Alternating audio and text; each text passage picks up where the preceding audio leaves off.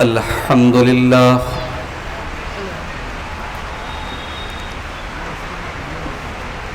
نحمده ونستعينه ونستغفره ونعوذ بالله من شرور أنفسنا ومن سيئات أعمالنا من يهده الله فلا مضل له ومن يضلل فلا هادي له وأشهد أن لا إله إلا الله وحده لا شريك له وأشهد أن محمدًا عبده ورسوله يا أيها الذين آمنوا اتقوا الله حق تقاته ولا تموتن إلا وأنتم مسلمون يا أيها الناس اتقوا ربكم الذي خلقكم من نفس واحدة وخلق منها زوجها وبث منهما رجالا كثيرا ونساء واتقوا الله الذي تساءلون به والأرحام إن الله كان عليكم رقيبا يا أيها الذين آمنوا اتقوا الله وقولوا قولا سديدا يصلح لكم أعمالكم ويغفر لكم ذنوبكم ومن يطع الله ورسوله فقد فاز فوزا عظيما أما بعد فإن خير الحديث كتاب الله وخير الهدي هدي محمد صلى الله عليه وسلم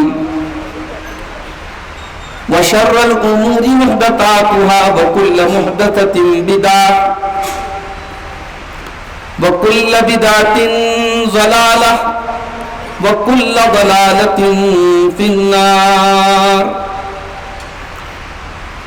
أعوذ بالله من الشيطان الرجيم بسم الله الرحمن الرحيم واعتصموا بحبل الله جميعا ولا تفرقوا واذكروا نعمة الله عليكم إذ كنتم أعداء فألف بين قلوبكم فأصبحتم بنعمته إخوانا وكنتم على شفا حفرة من النار فأنقذكم منها كذلك يبين الله لكم آياته لعلكم تهتدون. صدر محترم، علماء کرام، صوبائی جمعیت اہل حدیث مہاراشٹرا کے موقر ذمہ داران، شہری جمعیت اہل حدیث مالیگاؤں کے محترم ذمہ داران، محترم بزرگوں، نوجوان بھائیوں، پردہ نشین ماؤں اور بہنوں، پیارے بچوں، مالیگاؤں وقتاً فوقتاً آنے کا اور یہاں کے لوگوں سے مخاطب ہونے کا موقع اللہ کے فضل و کرم سے، اس کی توفیق سے ملتا رہتا ہے، لیکن اس بار کافی فاصلہ ہو گیا اور ابھی صوبائی جمعیت اہل حدیث کی جانب سے جو بڑی بہترین کانفرنس ہوئی دسمبر کے مہینے میں، اس میں بھی مجھے مدعو کیا گیا تھا، دعوت ملی تھی، لیکن میری کچھ مجبوریاں تھیں جس کے سبب میں حاضر نہ ہو سکا۔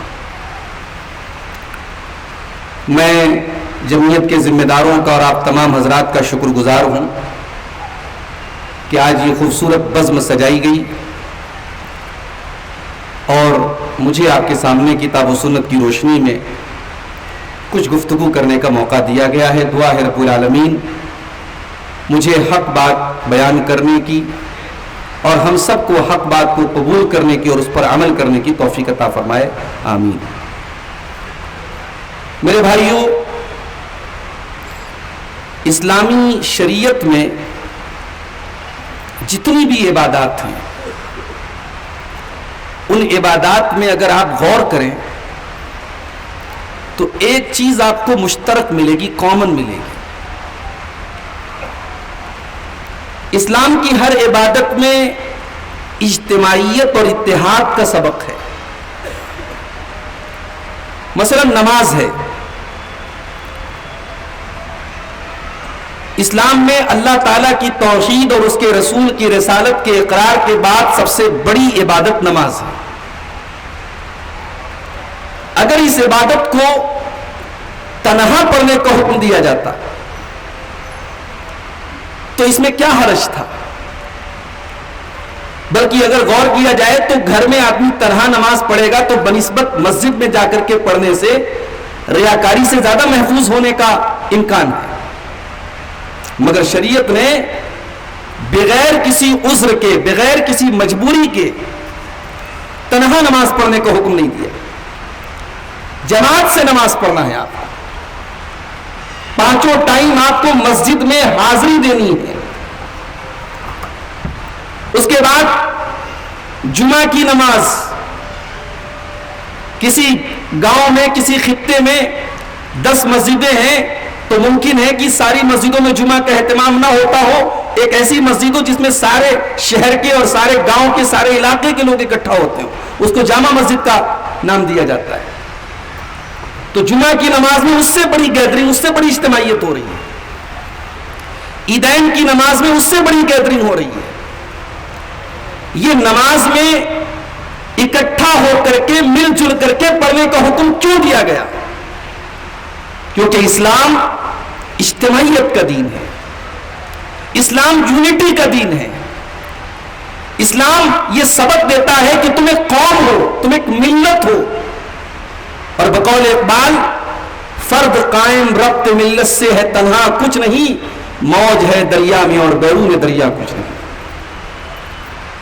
اس امت کا ہر فرد دوسرے فرد کے ساتھ کنیکٹڈ ہے، جڑا ہے، اور اسلام کی ہر عبادت ہمیں یہی سبق دے رہی ہے. رمضان کا مہینہ آیا، ہندوستان کا مسلمان بھی رمضان کے مہینے میں روزہ رکھ رہا ہے. عرب کے اندر بھی اسی مہینے میں روزہ رکھا جا رہا ہے. جن کنٹریز میں، جن ممالک میں رمضان کا مہینہ گرمی میں پڑتا ہے ان کو بھی رمضان ہی کے مہینے میں روزہ رکھنا ہے. جن ممالک میں یہ مہینہ سردی میں آ رہا ہے ان کو بھی یہ روزہ سردی میں، رمضان کے مہینے میں رکھنا ہے. ایک مہینے میں رکھنا ہے. یعنی ساری دنیا کے مسلمان بیک وقت اللہ تبارک و تعالیٰ کی رضا کے لیے اپنا کھانا پینا اور اپنی شہوتوں کو ترک کر رہے ہیں. کیا یہ اجتماعیت نہیں ہے میرے بھائی؟ اور آگے بڑھیے. زکوٰۃ کا نظام، جس کو ہم نے اپنی نااہلی اور نالائقی کی وجہ سے آج ایک انفرادی چیز بنا دیا. زکوٰۃ بھی اگر آپ غور کریں، زکوٰۃ ایک اجتماعی عبادت ہے. زکوٰۃ کا یہ طریقہ نہیں ہے کہ ایک امیر آدمی یا غریب آدمی کو زکوٰۃ دیتے، نہیں، یہ طریقہ نہیں بتایا اللہ کے نبی صلی اللہ علیہ وسلم. حدیث کے الفاظ پر آپ غور کریں، زکوٰۃ کا حکم دیتے ہوئے اللہ کے نبی نے فرمایا تؤخذ من اغنیائہم وترد علی فقرائہم. زکوٰۃ مسلمانوں کے امیروں سے لی جائے گی اور مسلمانوں کے غریبوں کو لوٹائی جائے گی. یہ کام اسلامی حکومت کرے گی، یہ کام اسلامی حکومت کے ذمہ داران کریں گے. اس کا پورا ایک سسٹم ہوگا. تو زکوٰۃ کے اندر بھی اجتماعیت ہے. حج کے اندر آپ دیکھ لیجیے، سال کی مسلمانوں کی سب سے بڑی گیدرنگ. دنیا بھر کے لاکھوں مسلمان جن کی زبانیں الگ ہیں، جن کے کلچرز الگ ہیں، جن کے رنگ الگ ہیں، لیکن سب کے سب ایک لباس میں اور ایک ساتھ ایک وقت پر حرم میں اکٹھا ہوتے ہیں. وہ اپنے گھر کے کروڑ پتی ہوں، ارب پتی ہوں، لیکن آج ان کی ڈریس سیم ہے، ان کے کپڑے ایک ہیں، ان کی ہیئت ایک ہے، اور سب کی زبان پر ترانہ بھی ایک ہے، لبیک اللہم لبیک لبیک لا شریک لک لبیک ان الحمد والنعمت لک والملک لا شریک لک۔ یہ اللہ کی توحید کا ترانہ، یہ اللہ کی یکتائی اور اس کی ہر قسم کے شرک سے برات کا اظہار اس تلبیہ کے اندر اور لبیک کی اس پکار کے اندر تمام حج کرنے والوں کی زبان پر بیک وقت ہوتا ہے۔ تو اسلام اتحاد کا دین ہے میرے بھائی، اور اسی لیے اللہ تعالیٰ نے قرآن کریم میں جب اہل ایمان کو اپنی نعمتیں یاد دلائیں، اپنے احسانات یاد دلائیں، تو اللہ تعالیٰ نے اتحاد کو بھی اپنی بہت بڑی نعمت قرار دی۔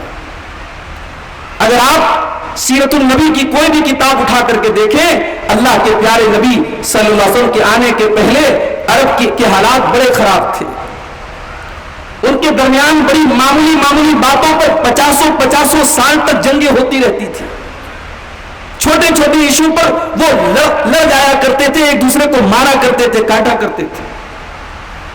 حالانکہ عرب کے اندر سب سے زیادہ اتحاد ہونا چاہیے تھا، کیونکہ سارے عرب کے لوگ ایک نسل کے لوگ تھے، بنو اسماعیل حضرت ابراہیم کی اولاد میں سے تھے، پھر سب کے سب ایک ہی مذہب کے ماننے والے تھے، سب اپنے آپ کو حضرت ابراہیم کے مذہب پہ چلنے کا دعویٰ کرتے تھے، جغرافیائی اعتبار سے سب ایک علاقے ایک خطے کے تھے، ان کا کلچر ایک تھا، ان کی نسل ایک تھی، ان کی زبان ایک تھی۔ یہ تمام چیزیں بھی ان کو مل کر کے یونائٹڈ نہیں کر سکی، کیونکہ وہ ایک سے زیادہ معبودوں کی عبادت کرتے تھے، وہ ایک اللہ کے بجائے 360 بتوں کے آگے سر جھکایا کرتے تھے۔ اور دوسری بڑی وجہ ان کے درمیان آپس میں لڑنے بڑھنے کی یہ تھی کہ ان کے درمیان طبقاتی تقسیم تھی، وہ غلام اور آزاد میں بٹے ہوئے تھے۔ اس سوسائٹی میں ایک غلام ایک آزاد کے برابر نہیں ہو سکتا تھا۔ کبھی آپ نے غور کیا، حضرت زید رضی اللہ تعالیٰ عنہ جن کو اللہ کے نبی نے اپنی کفالت میں لے لیا، اور عرب کے دستور کے مطابق اگر کوئی بچے کو اڈاپٹ کر لیتا تھا وہ بچہ اس کا مانا جاتا تھا، حضرت زید کو لوگ زید بن محمد کہنے لگے تھے صلی اللہ علیہ وسلم۔ اس کے باوجود جب حضرت زید کی شادی حضرت زینب سے ہوئی تو میاں بیوی میں نبھا نہیں ہو پا رہا تھا، میاں بیوی میں رشتہ جم نہیں پا رہا تھا۔ علماء نے اس کی اس واقعے کی شرح میں لکھا ہے کہ کہیں نہ کہیں اس معاشرے میں جو طبقاتی تقسیم برسوں سے چلی آ رہی تھی، صدیوں سے چلی آ رہی تھی، حضرت زید کو وہ مقام نہیں وہ سماج میں مل پا رہا تھا جو ایک آزاد انسان کو ملتا۔ حالانکہ حضرت زید بھی آزاد تھے، ان کو دھوکے سے ڈاکوؤں نے پکڑ کر کے غلام بنا لیا تھا، مگر غلامی اور آزادی کی وہ تفریق دور جاہلیت میں موجود تھی۔ اسلام نے آ کر کے ان دونوں چیزوں کو مٹایا۔ 360 بتوں کی عبادت کرنے والوں کو ایک اللہ کی عبادت پہ لگا دیا، اور محمد رسول اللہ صلی اللہ علیہ وسلم نے صفا کی پہاڑی سے پورے اہل عرب کو اور اپنے قبیلے کے لوگوں کو توحید کی آواز دی۔ یا ایھا الناس قولوا لا الہ الا اللہ تفلحوا وتملکوا العرب والعجم، اے لوگوں تم لا الہ الا اللہ کہہ دو، اپنے ان جھوٹے معبودوں کو چھوڑ کر کے ایک اللہ کی توحید کے راستے پر آ جاؤ، تم کامیاب ہو جاؤ گے اور عرب و عجم کے مالک ہو جاؤ گے۔ یہ توحید کی آواز تھی جس نے ان کے درمیان اتحاد پیدا کیا۔ اور اتحاد کی دوسری وجہ، میرے نبی نے اونچ نیچ، گورے کالے اور غلام آزاد کا فرق مٹا دیا اور کہا کہ اس دین میں آنے کے بعد سب کا مقام ایک ہے، سب کا درجہ ایک ہے۔ آپ نے اپنے اس آخری خطبے میں، خطبہ حجۃ الوداع میں، جو آپ نے انسانیت کے لیے ایک منشور جاری کیا تھا، اور آج بھی جس خطبے کے الفاظ سونے کے حروف سے لکھے جانے کے قابل ہیں، اس خطبے میں آپ نے کیا فرمایا تھا؟ ایھا الناس کلکم من آدم وآدم من تراب، اے لوگوں تم سب کے سب آدم کی اولاد ہو، اور آدم کو اللہ تعالیٰ نے مٹی سے پیدا کیا ہے۔ لا فضل لعربی علی اعجمی ولا لعجمی علی عربی ولا لاحمر علی اسود ولا لاسود علی احمر الا بالتقوی، اے لوگوں کان کھول کر کے سن لو، کسی عربی کو کسی اجمی کے اوپر، کسی اجمی کو کسی عربی کے اوپر، کسی گورے کو کسی کالے کے اوپر، کسی کالے کو کسی گورے کے اوپر کوئی فضیلت حاصل نہیں ہے الا بالتقوی۔ اللہ تعالیٰ کے اگر فضیلت کا کوئی معیار ہے تو وہ تقوی ہے۔ ان دونوں بنیادوں کو اللہ کے نبی نے ختم کر دیا۔ حضرت بلال حبشہ کے رہنے والے غلام تھے، مگر اسلام نے ان کو یہ مقام دیا کہ خانہ کعبہ کی دیوار پہ کھڑے ہو کر کے انہوں نے اذان دی، اور حضرت ابوبکر و عمر کے درمیان بیٹھا کرتے تھے، اور حضرت عمر ان سے کہا کرتے تھے سیدنا کہ آپ ہمارے آقا ہیں، آپ ہمارے سردار ہیں۔ یہ مقام غلام کو اگر کسی نے دیا ہے تو جناب محمد رسول اللہ صلی اللہ علیہ وسلم کے لائے ہوئے نظام نے اور اس اسلام نے اور اس شریعت نے دیا ہے میرے بھائی۔ تو اتحاد اللہ کی بہت بڑی نعمت ہے، اور یہی وہ نعمت ہے جس کو اللہ تعالیٰ نے سورہ آل عمران کی آیت نمبر 103 میں ہمیں اور آپ کو یاد دلایا ہے۔ بڑی مشہور آیت ہے، سینکڑوں مرتبہ آپ نے تقریروں میں سنا ہوگا، مگر آج اس آیت کے اوپر ہم ذرا نئے سرے سے غور کریں۔ یہ آیت ہمیں بہت بڑا پیغام دے رہی ہے۔ وَاعْتَصِمُوا بِحَبْلِ اللَّهِ جَمِيعًا، اے ایمان والو تم اللہ کی رسی کو مل کر کے تھام لو، وَلَا تَفَرَّقُوا، اور آپس میں تفرقہ نہ کرو، آپس میں فرقوں میں نہ بٹو، ٹولیوں میں نہ بٹو، گروہوں میں نہ بٹو۔ وَاذْكُرُوا نِعْمَتَ اللَّهِ عَلَيْكُمْ إِذْ كُنْتُمْ أَعْدَاءً، اور ذرا یاد کرو اللہ کی نعمت کو، ذرا یاد کرو اللہ کے احسان کو، جب تم ایک دوسرے کے دشمن تھے، تم ایک دوسرے کے خون کے پیاسے تھے۔ وَاذْكُرُوا إِذْ كُنْتُمْ أَعْدَاءً، اللہ کی نعمت کو یاد کرو جب تم ایک دوسرے کے دشمن تھے۔ فَأَلَّفَ بَيْنَ قُلُوبِكُمْ، اللہ نے تمہارے دلوں میں ایک دوسرے کی الفت ڈال دی۔ فَأَصْبَحْتُمْ بِنِعْمَتِهِ إِخْوَانًا، اور تم ایک دوسرے کے بھائی بن گئے۔ اللہ اکبر۔ یہ قرآن کے الفاظ، صحابہ کرام کی سیرت اٹھا کے دیکھو، قرآن کریم کے ان الفاظ کی سچائی اور حقانیت آپ کے سامنے آ جائے۔ ایک سگا بھائی اپنے سگے بھائی کے لیے کیا کرے گا؟ ایک خون کا رشتہ وہ کیا رنگ دکھائے گا جو اسلام اور ایمان کے رشتے نے جو رنگ دکھایا تھا میرے بھائی۔ دنیا میں آج کسی ملک کے لوگ دوسرے ملک میں چلے جائیں، بڑی مشکل سے انہیں پناہ ملتی ہے، اور اگر کوئی پناہ دے بھی دے انسانیت کے نام پہ ترس کھا کے، تو ہمیشہ ان کو مہاجر کا ٹائٹل دیا جاتا ہے، ان کو شرଣାرتھی کہا جاتا ہے، ان کو الگ رکھا جاتا ہے، ان کو الگ کیٹیگری میں رکھا جاتا ہے، اس کو اپنے ملک کے سٹیزنز کے جو حقوق ہیں اور جو درجے ہیں وہ نہیں دیے جاتے۔ مگر یہاں کیا معاملہ ہے میرے بھائی؟ یہاں تو حالات یہ ہے، مکہ کے مہاجر جب ہجرت کر کے مدینہ پہنچے، مدینہ کوئی بہت ترقی یافتہ علاقہ نہیں ہے، کوئی بہت زیادہ دولت مند علاقہ نہیں ہے، بہت زیادہ بہت دولت کے وسائل نہیں ہیں، وہ بھی مدینہ بھی ایک غریب علاقہ ہے، غریب بستی ہے، کھیتی باڑی ان کا کام ہے، کھجور کے پھلوں کی پیداوار ان کی بہت بڑی آمدنی ہے۔ اس علاقے میں جب مکہ کے مہاجرین سینکڑوں کی تعداد میں جب وہاں پہنچے، اور اللہ کے پیارے نبی نے ایک ایک مہاجر کا نام لے کر کے اس کو انصاری کا بھائی قرار دیا، آپ نے ہاتھ اٹھا کر کے مہاجر اور انصار کو بھائی بنا دیا۔ اللہ کی قسم میرے بھائیوں، مدینہ کے انصاری صحابیوں نے اپنے مہاجر بھائیوں کو اپنے سگے بھائیوں سے بڑھ کر کے محبت دی، اور یہ قرآن اس بات کی گواہی دیتا ہے۔ والذین تبوؤوا الدار والایمان من قبلہم یحبون من ہاجر الیہم ولا یجدون فی صدورہم حاجۃ مما اوتوا ویؤثرون علی انفسہم ولو کان بہم خصاصہ۔ مدینہ کے یہ انصاری صحابہ اپنے مکہ کے مہاجر بھائیوں کے لیے انہوں نے اپنے دل کے دروازے کھول دیے، ان سے محبت کرتے تھے، اور اگر ان کو چھوڑ کر کے ان کے مہاجر بھائیوں کو کوئی چیز دی جاتی تھی تو یہ اپنے دل میں کوئی ملال نہیں رکھتے تھے۔ وَيُؤْثِرُونَ عَلَىٰ أَنفُسِهِمْ وَلَوْ كَانَ بِهِمْ خَصَاصَةٌ، اور مدینہ کے انصاری صحابہ نے مکہ کے مہاجرین کے لیے اپنے حقوق کو قربان کر دیا، ان کے حق کو ترجیح دی اور اپنے آپ کو قربان کر دیا، اپنے حق کو قربان کر دیا۔ حضرت عبد الرحمن بن عوف کا واقعہ، ان کا بھائی چارہ اللہ کے نبی نے سعد بن ربیع سے کرایا۔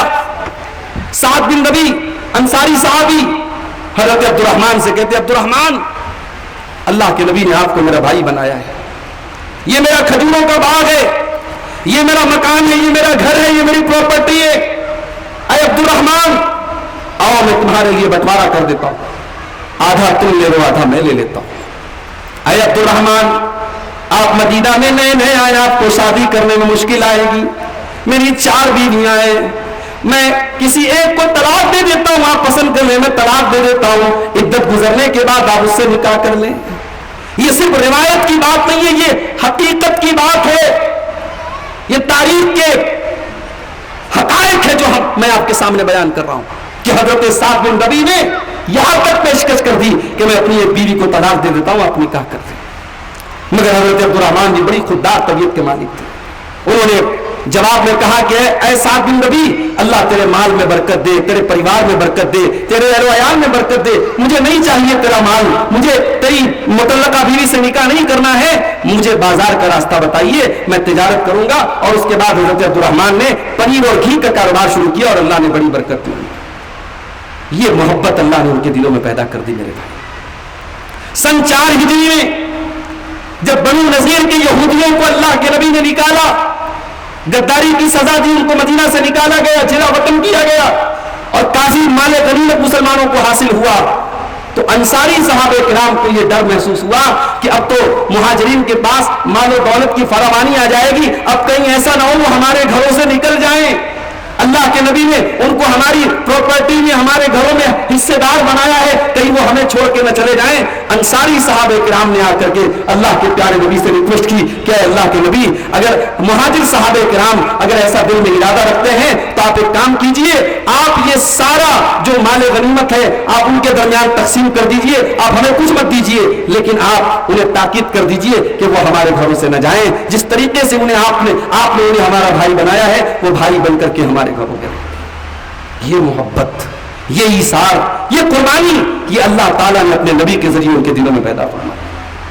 وَاذْكُرُوا نِعْمَتَ اللَّهِ عَلَيْكُمْ إِذْ كُنْتُمْ أَعْدَاءً، یاد کرو اللہ کی نعمت کو جب تم ایک دوسرے کے دشمن تھے، فَأَلَّفَ بَيْنَ قُلُوبِكُمْ، اللہ نے تمہارے دلوں کو ایک دوسرے سے ملا دیا، فَأَصْبَحْتُمْ بِنِعْمَتِهِ إِخْوَانًا، اور تم بھائی بھائی بن گئے، وَكُنْتُمْ عَلَىٰ شَفَا حُفْرَةٍ مِّنَ النَّارِ، اور تم جہنم کے گڑھے کے کنارے تھے، فَأَنْقَذَكُم مِّنْهَا، اللہ نے اپنے نبی کو بھیج کر کے تمہیں جہنم سے بچا لیا۔ تم شرک کر رہے تھے، تم زنا کر رہے تھے، تم ایک دوسرے کی گردنیں مار رہے تھے، تمہیں بہت ساری برائیوں میں ملوث تھے، اللہ نے اپنے نبی کو بھیج کر کے تمہیں ان برائیوں سے نکال کر کے جنت کے راستے پہ لگا دیا، تم جہنم کے گڑھے کے کنارے تھے، فَأَنْقَذَكُم مِّنْهَا، اللہ نے جہنم سے تم کو بچا لیا۔ تو یہ دو نعمتیں اللہ نے ہمیں یاد دلائی ہیں سورہ آل عمران کی آیت کے اندر۔ لیکن آج حالات کیا ہے میرے پاس؟ آج اس امت کے حالات کیا ہیں؟ آج یہ امت آپس میں کتنی متحد ہے، ہم بہت اچھی طریقے سے دیکھ رہے اور محسوس کر رہے ہیں۔ اسی ملک میں ابھی آج کل سوشل میڈیا پر وہ لیٹر شاید آپ کی نظر سے بھی گزرا ہو، جو اس ملک کے رکشا منتری کو لکھا گیا ہے کہ فلاں جو مسجد تعمیر ہو رہی ہے اس مسجد کا انوگریشن کرانے کے لیے امام حرم کو نہ بلایا جائے، کیونکہ امام حرم فلاں فلاں وچار دھارا سے اور فلاں فلاں مسلک سے تعلق رکھتے ہیں اور وہ مسلک جو ہے وہ صحیح نہیں ہے، فلاں مسلک کے لوگوں کو بلایا جائے اور فلاں کو نہ بلایا جائے۔ اور یہ لیٹر باقاعدہ ہندوستان کے وزیر داخلہ کو، رکشا منتری کو لکھا جا رہا ہے، اور آج پورے ملک میں وہ لیٹر جو ہے منظر عام پہ آ رہا ہے۔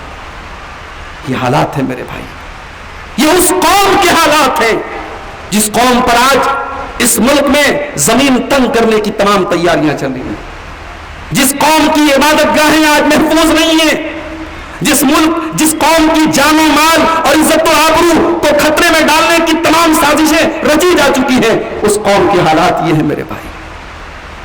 علامہ اقبال نے بڑا سچا رونا رویا تھا، منفعت ایک ہے اس قوم کی، نقصان بھی ایک ہی سب کا نبی، دین بھی، ایمان بھی ایک، حرم پاک بھی، اللہ بھی، قرآن بھی ایک، کچھ بڑی بات کی ہوتے جو مسلمان بھی ایک، فرقہ بندی ہے کہیں اور کہیں ذاتیں ہیں، کیا زمانے میں پنپنے کی یہی باتیں۔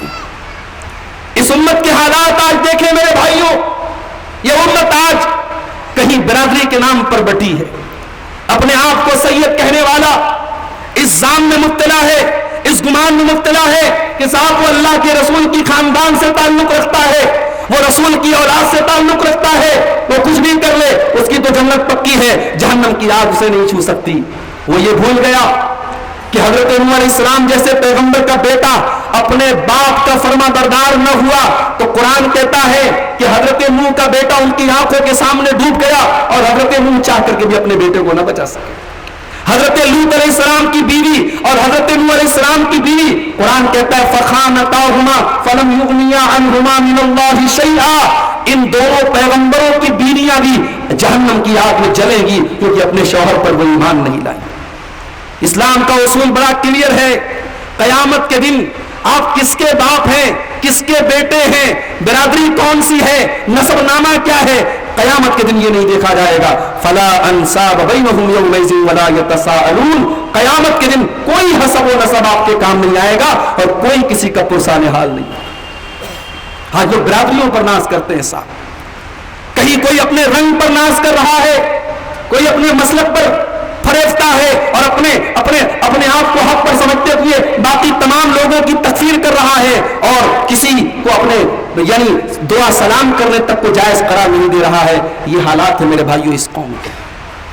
میرے نبی نے اس امت کو کیا بنایا تھا اور آج یہ امت کیا ہو گئی میرے بھائی. میرے نبی نے اس امت کو کیا شکل دی تھی. اللہ کے پیارے نبی صلی اللہ علیہ وسلم فرماتے ہیں مثل المؤمنین فی توادہم وتعاطفہم وتراحمہم کمثل الجسد الواحد. اے مسلمانوں, ایک مسلمان کی دوسرے مسلمان سے اتنی محبت ہونی چاہیے, اتنی ہمدردی ہونی چاہیے, اتنا دل کا لگاؤ ہونا چاہیے. کمثل الجسد الواحد, جیسے انسان کا شریر ہوتا ہے, جیسے انسان کی باڈی ہوتی ہے. اذا اشتکا منہ عضو, اگر انسان کی باڈی کا, انسان کے شریر کا کوئی ایک انگ اگر بیمار ہوتا ہے, تداعی له سائر الجسد بالسہر والحمى, تو پورا بدن بخار میں مبتلا ہو جاتا ہے, پورا بدن بے چین ہو جاتا ہے. یعنی انسان کا بدن جس طریقے سے ایک دوسرے سے جڑا ہے, ایک دوسرے سے کنیکٹڈ ہے, پوری دنیا کے مسلمان ایک دوسرے کے درد اور ایک دوسرے کے دکھ سے جڑے ہوں. اگر فلسطین کے مسلمان پر ظلم و ستم توڑے جا رہے ہوں تو مالیگاؤں کا مسلمان بھی اس درد کی شدت کو محسوس کرے اور اس کی آہوں اور سسکیوں میں, اس کی راتوں کی تہجد کی دعاؤں میں اور اس کے پروردگار کے سامنے اٹھنے والے جب ہاتھ اٹھے تو اس کی دعاؤں میں اس کے فلسطین کے مظلوم بھائی بھی شامل ہوں. یہ اسلامی اخوت کا تقاضا ہے, یہ اس بھائی چارے کا تقاضا ہے جو اسلام نے ہمارے اور تمام مسلمانوں کے درمیان پیدا کیا ہے. اور ذرا اس حدیث کو آپ دیکھیے, اللہ کے پیارے نبی نے فرمایا المؤمن للمؤمن کالبنیان یشد بعضہ بعضا. مسلمان کے لیے عمارت کی طرح ہے, بلڈنگ کی طرح ہے. بلڈنگ کھڑی ہوتی ہے, بلڈنگ کا ہر میٹیریل دوسرے میٹیریل کو طاقت دیتا ہے, بلڈنگ کا ہر پلر دوسرے پلر کو طاقت دیتا ہے, بلڈنگ کے اندر لگا ہوا ہر سریا دوسرے سریا کو طاقت دیتا ہے, بلڈنگ کی ہر اینٹ دوسری اینٹ کو طاقت دیتی ہے. اللہ کے پیارے نبی نے فرمایا یشد بعضہ بعضا, ہر مسلمان دوسرے مسلمان کی طاقت اور سپورٹ کا ذریعہ بنتا ہے. ہمیں ہونا یہ چاہیے تھا میرے بھائی, اور ہم ہو کیا گئے. تو آج ہم اس بات پر غور کریں گے کہ یہ آج اتحاد و اتفاق ہماری امت میں, ہماری قوم میں کیوں نہیں ہے اور وہ کیسے پیدا ہوگا. مگر امت کی بات ہم بعد میں کریں گے. اتحاد و اتفاق کے 3 دائرے ہوتے ہیں میرے بھائی. سب سے چھوٹا دائرہ گھر سے شروع ہوتا ہے. سب سے پہلے ہمارے گھروں میں اتحاد ہونا چاہیے. گھر کے حالات یہ ہیں, بھائی بھائی سے لڑ رہا ہے, باپ بیٹے میں بات چیت بند ہے, چچا بھتیجے میں دشمنی چلی آ رہی ہے, کتنی جگہوں پر خاندانی دشمنیوں میں مرڈر تک ہو جاتے ہیں, صدیوں سے عدالتوں میں کیسز چل رہے ہیں, نسلن بعد نسلن دشمنیاں چلی آ رہی ہیں. آج ہمارے گھروں میں اتحاد نہیں ہے, ہمارے خاندانوں میں اتحاد نہیں ہے. تو سب سے پہلے تو ہم اس پر روشنی ڈالیں گے کہ گھروں میں اتحاد کیسے پیدا ہوگا. آج ہمارے گھر, معاف کیجئے گا, اللہ نے قرآن میں گھروں کو سکون کا ذریعہ قرار دیا ہے. اللہ نے فرمایا واللہ جعل لکم من بیوتکم سکنا, اللہ نے تمہارے گھروں کو سکون کا ذریعہ بنایا ہے, تمہیں اپنے گھروں میں آ کر کے سکون ملتا ہے. مگر آج ہمارے گھروں میں سکون نہیں ہے. آج کتنے گھر ہیں جہاں ساس اور بہو کے درمیان کشیدگی ہے, بیٹا پریشان ہے, ماں کا ساتھ دے کہ بیوی کا ساتھ دے, بیوی کی سائڈ لیتا ہے, ماں ناراض ہوتی ہے, ماں کا سپورٹ کرتا ہے, بیوی ناراض ہوتی ہے. بڑی کشمکش کی زندگی ہے اور گھر سے سکون غائب ہے. کتنے گھروں میں نند اور بھابھی کے رشتے کے درمیان کشیدگی ہے, کتنے گھروں میں بہن اور بھائی کے رشتے میں درار ہے, گھروں میں سکون نہیں ہے میرے بھائی. سوال یہ ہے کہ گھروں میں اتحاد کیسے پیدا ہوگا. فیملی اور خاندان میں اتحاد کیسے پیدا ہوگا؟ تو سب سے پہلی چیز یاد رکھ لیجیے میرے بھائی، اگر گھر میں اتحاد پیدا کرنا ہے سب سے پہلا کام ہمیں یہ کرنا ہوگا، اپنے اندر قربانی کا جذبہ پیدا کرنا پڑے گا۔ اگر آپ چاہتے ہیں کہ گھر کا شیرازہ منتشر نہ ہو، گھر کے لوگ مل کر کے رہیں، تو آپ کو اپنی بہت ساری خواہشات کو دبانا پڑے گا، اپنی بہت ساری خواہشات کو کنٹرول کرنا پڑے گا۔ بہت سارے ایسے موقع آئیں گے جب حالات آپ کے مرضی کے مطابق نہیں ہوں گے، مگر گھر نہ ٹوٹے، گھر نہ بگڑے، آپ کو اپنی مرضی اور اپنی خواہشات کا گلا گھونٹنا ہو۔ میں ایک مثال دیتا ہوں آپ کو، حضرت جابر بن عبداللہ انصاری رضی اللہ تعالیٰ عنہ، ان کے باپ جنگ احد میں شہید ہو گئے، باپ کا انتقال ہو گیا، اور باپ نے اپنے پیچھے بہت سارا قرضہ بھی چھوڑا تھا، اور باپ کی 9 بیٹیاں تھیں، اور حضرت جابر کے ذمے 9 بہنوں کی پرورش اور ان کی ذمہ داری ان کے کندھے پر آ گئی۔ اب ان کو اپنا بھی گھر بسانا ہے، بہنوں کا بھی گھر بسانا ہے، باپ کا قرضہ بھی ادا کرنا ہے۔ چھوٹی سی عمر میں حضرت جابر بن عبداللہ کے سر کے اوپر بڑی ذمہ داریاں آ گئی۔ اب اللہ کے پیارے نبی کا انداز دیکھو میرے بھائی، اللہ کے پیارے نبی اپنے صحابہ کرام کی نفسیات کو پڑھا کرتے تھے، ان کی ضرورتوں میں ان کے کام آیا کرتے تھے۔ اللہ کے پیارے نبی کو معلوم ہے کہ حضرت جابر کو مدد کی ضرورت ہے، حضرت جابر کو مدد کی اور سپورٹ کی ضرورت ہے۔ اللہ کے پیارے نبی نے بڑی خوبصورتی سے حضرت جابر کی مدد بھی کی، اور آپ نے ان سے پوچھا کہ اے جابر حل تزوجتا، کیا تم نے شادی کی ہے؟ کہا کہ ہاں اللہ کے نبی میں نے شادی کی۔ آپ نے پوچھا بکرن ام سیبن، کسی کنواری سے کیا ہے یا مطلقہ بیوہ سے کیا ہے؟ کہا اللہ کے نبی میں نے مطلقہ سیبہ سے کیا ہے، یعنی مطلقہ یا بیوہ عورت سے کیا ہے، میں نے کنواری لڑکی سے شادی نہیں کیا ہے۔ اللہ کے نبی نے فرمایا ہلا بکرن تلاعبہ و تلاعبک، اے جابر تم نے کسی کنواری لڑکی سے شادی کیوں نہیں کی؟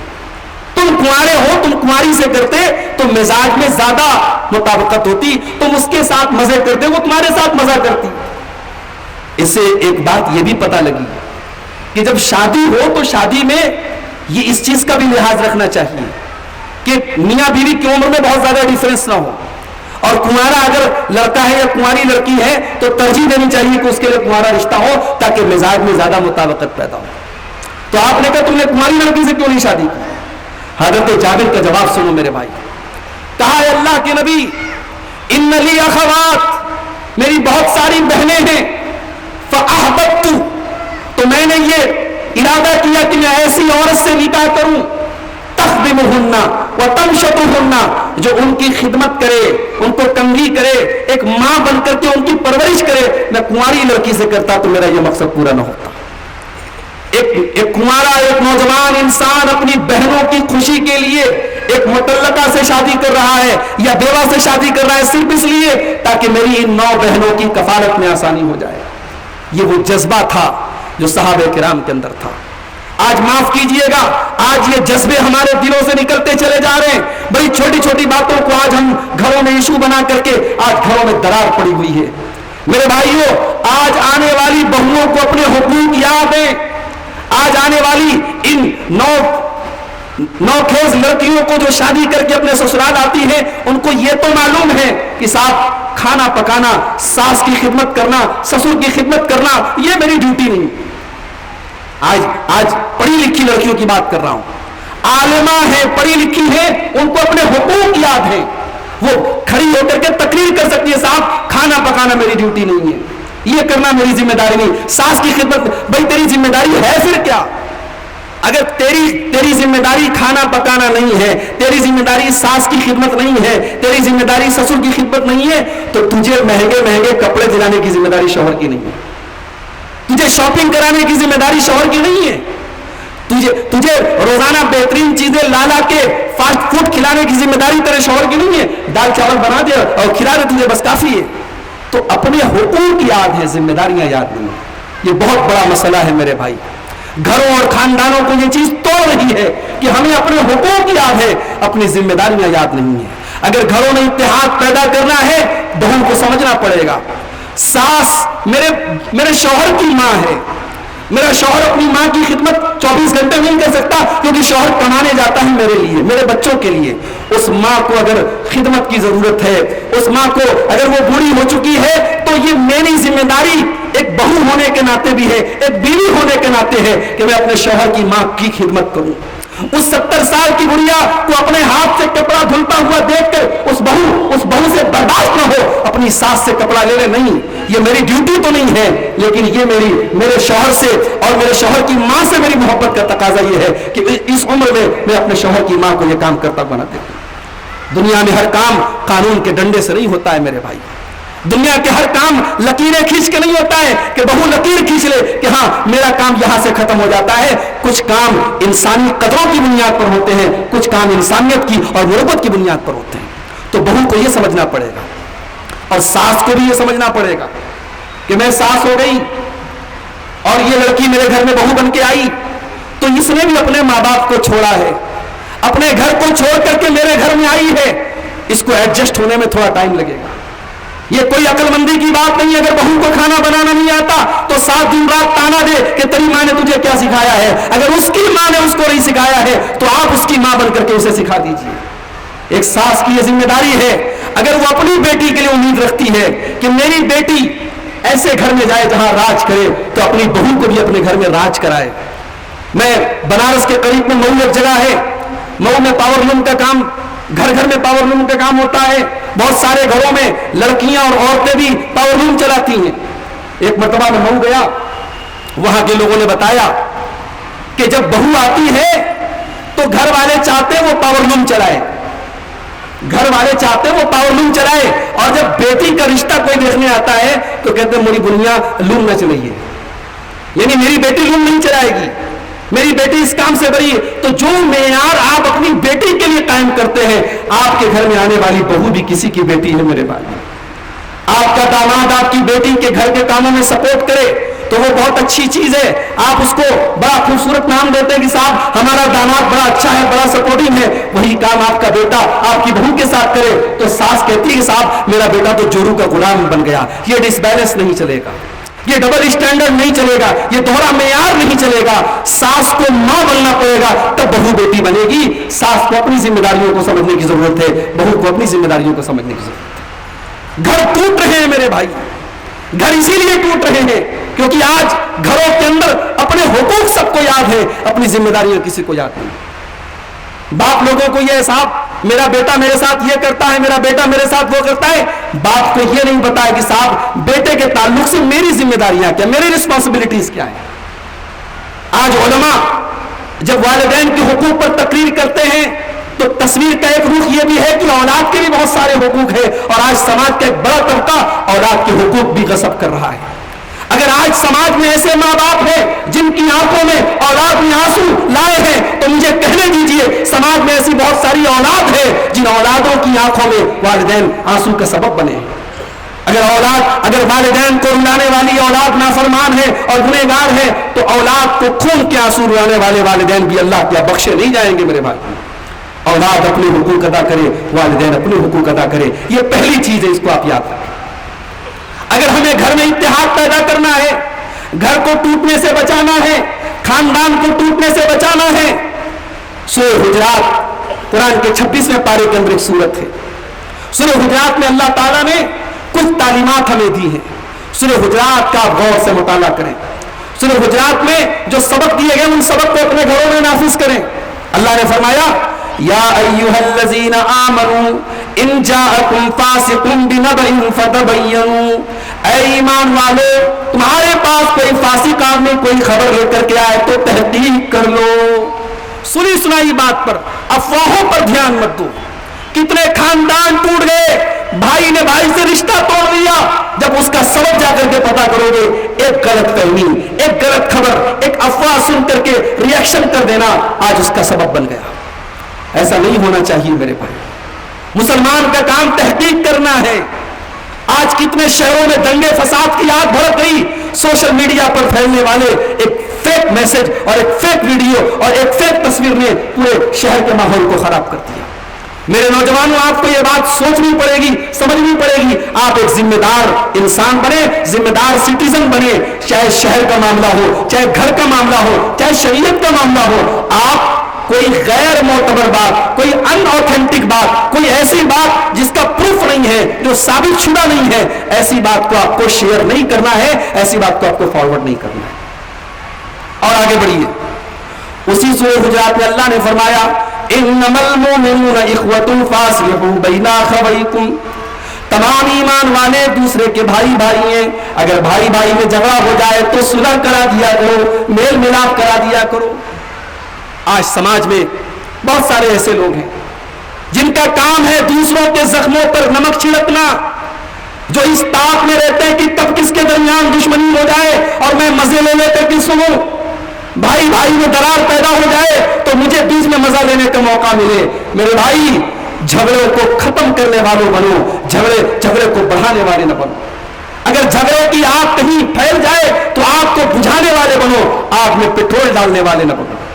جانتے ہو شریعت میں جھوٹ بولنا بہت بڑا گناہ ہے, لیکن اگر دو لوگوں کے درمیان جھگڑا ہو جائے تو صلح کرانے کے لیے جھوٹ بولنا بھی جائز ہے. اللہ کے پیارے نبی صلی اللہ علیہ وسلم فرماتے ہیں لَيْسَ الْكَذَّابُ الَّذِي يُصْلِحُ بَيْنَ النَّاسِ أَوْ يَنْوِي بِهِ خَيْرًا, جو لوگوں کے درمیان صلح کرانے کے لیے جھوٹ بولے وہ جھوٹ نہیں ہے. اللہ کے پیارے نبی کی پوری زندگی میں جب تک آپ کی صحت باقی تھی ایسا کبھی نہیں ہوا کہ جماعت کا ٹائم ہو گیا ہو اور آپ مسجد میں مصلی پر موجود ہوں صحت کی حالت میں, اور آپ مدینہ میں رہے ہوں. صرف ایک واقعہ ایسا ملتا ہے, عصر کی نماز کا ٹائم تھا اور جماعت کے ٹائم آپ موجود نہیں تھے, حضرت ابو بکر صدیق کو نماز شروع کرنی پڑی. یہ واقعہ کب کا ہے؟ جب اللہ کے نبی بنو عمرو بن عوف قبیلے کے درمیان صلح کرانے کے لیے گئے تھے. یعنی دو قبیلوں کے درمیان جھگڑا ہو گیا تو صلح کرانے کو اللہ کے نبی نے اتنی اہمیت دی, وہاں اتنا ٹائم آپ کو لگ گیا کہ عصر کی نماز جماعت کا ٹائم ہو گیا اور اللہ کے پیارے نبی کچھ تاخیر سے پہنچے اور حضرت ابوبکر صدیق نماز شروع کرا چکے تھے. اتنی اہمیت ہے صلح کرانے کی. آپ صلح کرانے والے بنو بھائی, صلح میں پہل کرو. حضرت حسن کو یاد کرو میرے بھائی, جب حضرت امیر معاویہ اور حضرت حسن کے درمیان جنگ کے حالات تھے, صحیح بخاری کے الفاظ ہیں جب دونوں طرف کی فوجیں آمنے سامنے ہوئیں تو حضرت امیر معاویہ نے حضرت عمرو بن عاص سے کہا کہ اے عمرو بن عاص, اگر ان دونوں فوجوں کی آپس میں لڑائی ہوگی, من لی بنساء المسلمین, من لی بزیاتہم, من لی باطفالہم, اے عمرو بن عاص, مسلمانوں کے بچے قتل ہوں گے, مسلمانوں کی عورتیں بیوہ ہو جائیں گی, مسلمان بے سہارا ہو جائیں گے, یہ قتل و خون کب تک چلے گا, یہ لڑائی جھگڑا کب تک چلے گا. اے عمرو بن عاص, یہ جھگڑا ختم ہونا چاہیے. اور حضرت امیر معاویہ نے پھر حضرت حسن رضی اللہ تعالیٰ عنہ کے پاس صلح کا پیغام بھیجا, کہا کہ صلح ہو جانی چاہیے. اور حضرت حسن رضی اللہ تعالیٰ عنہ نے, جبکہ ان کے طرف جو لوگ تھے ان میں بہت بڑی تعداد ایسی تھی جو صلح کرنا نہیں چاہتی تھی, جو لڑنا چاہتی تھی, جو جنگ کرنا چاہتی تھی, مگر حضرت حسن رضی اللہ تعالیٰ عنہ نے صلح کرنے کو ترجیح دی اور انہوں نے حضرت ابو معاویہ سے صلح کی اور اللہ کے پیارے نبی کی وہ پیشن گوئی پوری ہوئی. آپ نے فرمایا ان ابنی ھذا سید, میرا یہ بیٹا سردار ہے, لعل اللہ ان یصلح به بین فئتین عظیمتین من المسلمین, اللہ تعالیٰ میرے اس بچے کے ذریعے مسلمانوں کی دو بڑی جماعتوں میں صلح کرائے گا. تو صلح کرانے والے بنو میرے بھائی. امت کے درمیان, گھر کے درمیان, بھائی بھائی کے درمیان کہیں پر بھی جھگڑا ہے, جھگڑے کو مٹانے والے بنو, جھگڑے کو بڑھانے والے مت بنو. اللہ کے پیارے نبی فرماتے ہیں الا اخبرکم, کیا میں تم کو وہ نیکی نہ بتا دوں جو نماز سے افضل ہے, جو صدقہ سے افضل ہے, جو روزے سے افضل ہے. صحابہ نے کہا کیوں نہیں ہے اللہ کے نبی. آپ نے فرمایا اصلاح ذات البین, آپس میں صلح کرا دینا, آپس میں بچھڑے ہوئے لوگوں کو ملا دینا.